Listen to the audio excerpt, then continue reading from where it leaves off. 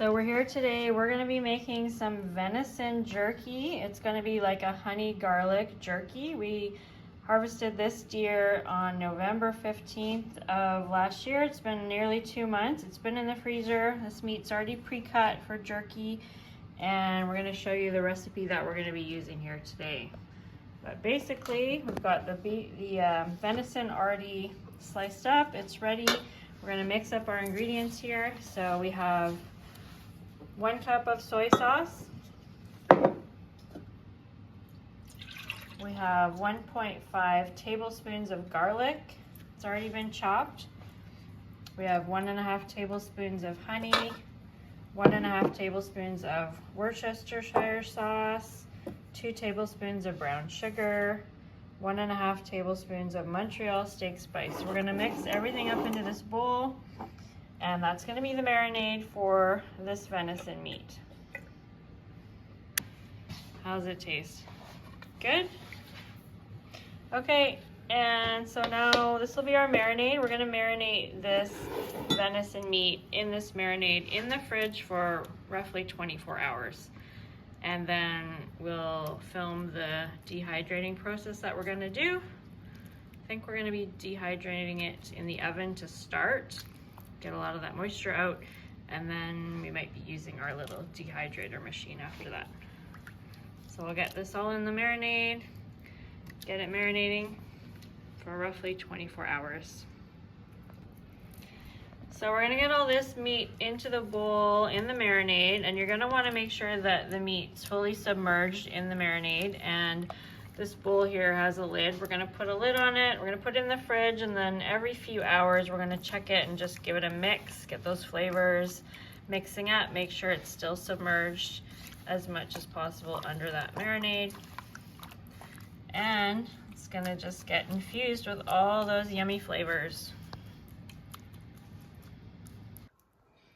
Okay, so we're here. It's the next day. It hasn't been 24 hours. It's been maybe, I don't know, 12 to 16 hours, but we're ready to start the dehydrating process. So this venison's been marinating in this brine, this marinade liquid that we had made, and it's looking really good, nice and dark colored, smells great.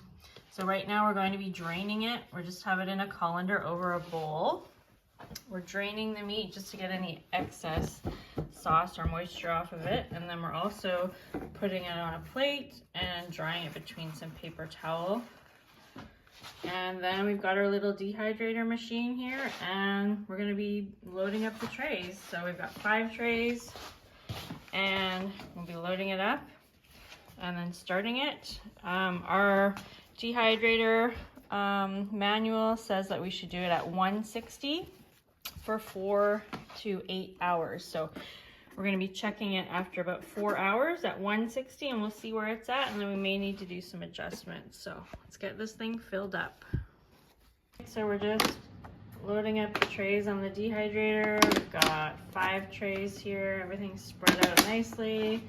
We're going to lid this. We're going to plug it in and get the temperature and everything all set up, and we're going to check it. We're going to run it at 160, and we're going to check it after 4 hours and see where things are at. Okay, so we had our dehydrator going for roughly about 8 hours at 160, and it's definitely ready and done. We've picked it up and we've tried it. It seems very well dehydrated. However, just for food safety, we are going to do one last step, and that's going to be to bake this in the oven at 275 for about 10 minutes. So I'm going to load these onto baking sheets, and we're going to get the oven going, and we'll give this the final food safety bake.